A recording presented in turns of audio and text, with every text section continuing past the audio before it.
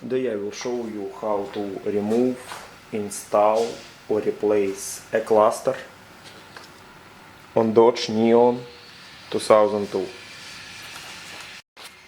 First of all, you have to pull emergency brakes on, just in case.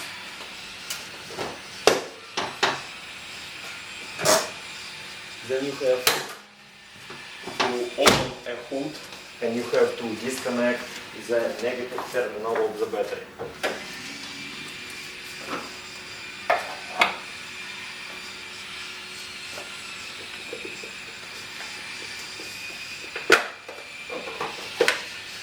I'm just keeping this 10mm key in the fuse compartment.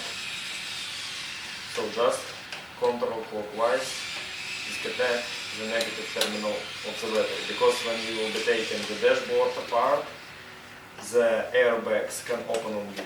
So you have to make sure that the vehicle don't have any current on it, so the airbags will discharge. When you disconnected the negative terminal of the battery, you can proceed and you can start removing the bolts. So it's mounted. The thing that you need to do, you need to remove first of all this top cover. This top cover is mounted on 4 bolts. The first bolt, just counterclockwise. One more bolt is located here. The third bolt located here, and bolt number 4 located from the other side. So start removing them. To remove this bolt, you don't need any extensions, just the screwdriver.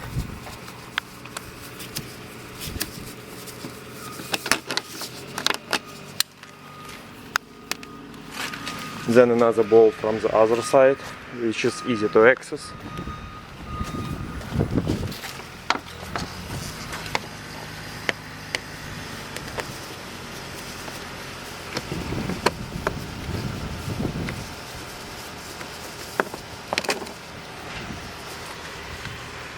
And the rest 2 bolts, you need to use extension to get access to them. So what basically I recommend you to do, I recommend you to use this mini ratchet, and you have to put this extension in it. So you have to remove those 2 bolts like this. This bolt and this bolt. You need to use those bit, and you have to put this bit, for example, into 1.4 extension socket, and counterclockwise remove those 2 bolts. So when all those 4 bolts are removed, it's already partially up, but as I noticed, those moldings are blocking your access. So you have temporarily to remove the moldings as well by simply unplugging these plastic covers and removing the molding. As simple as this. You will need to remove those interior on top as well by simply removing it, as simple as this. And as you can see, it's out of your way. You have to do the same on the other side.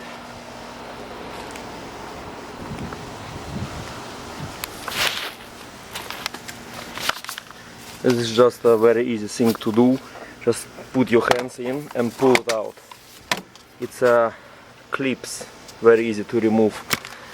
And when this is done, remove the molding. The molding protects the vehicle from the humidity and the rain, and remove this cover, and you're good to go.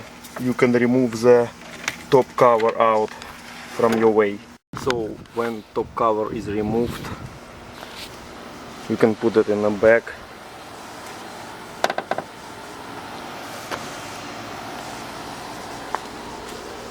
You need to remove this bolt, and two more bolts are blocking with this plastic cover. Just remove this plastic cover and you can get access to two more hidden bolts underneath.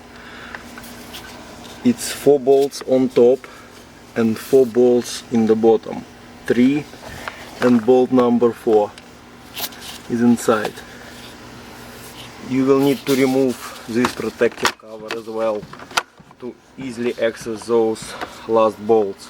This cover in the bottom you don't need completely to deassemble it, just a little bit put it down and you can access those bolts as simple as this, as I'm doing it right now.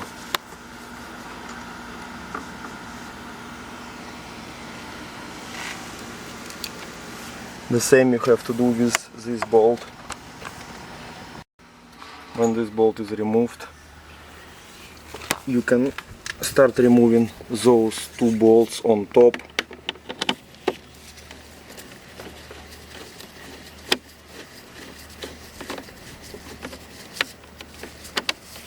They are very easy to remove.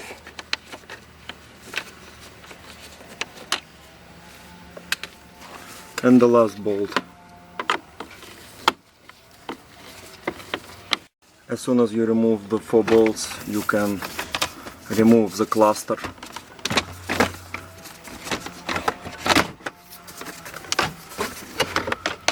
As simple as this.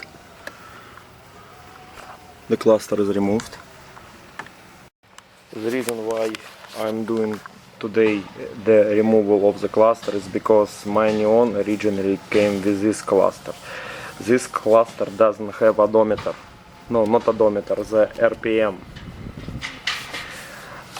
As you can see here, I only can see how miles per hour I am driving my vehicle, plus the temperature of the coolant and the level of the gasoline.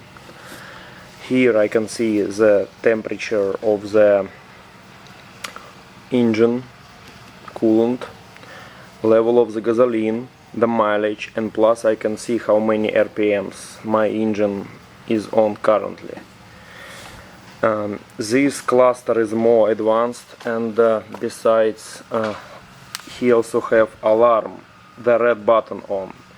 This Dodge Neon do not have any alarm installed on it.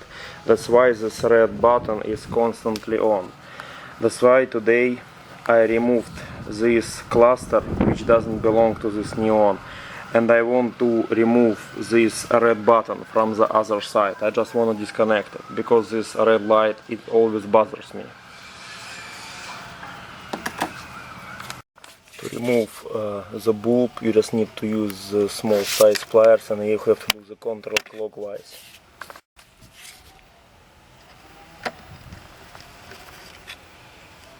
So the bulb is removed, and this red light not gonna be bothering me anymore. You know, some people they removing the check engine light because it constantly bothers them.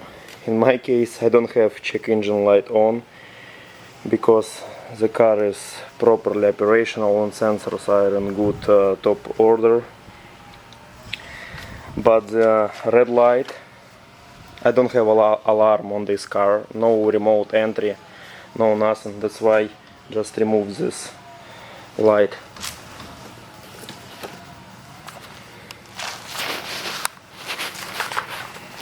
This cluster came originally from the Neon, and this is Neon 2nd edition SE.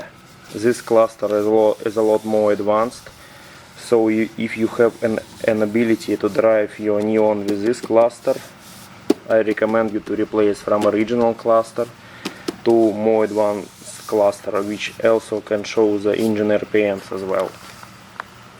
You're all done and you choose the cluster to install. You can either choose from this one or from more advanced cluster, which I recommend you to install to your, let's say, 1st edition Neon. Just start installing everything back. Put him on, make sure that the power connectors are engaging properly, and start putting the screws.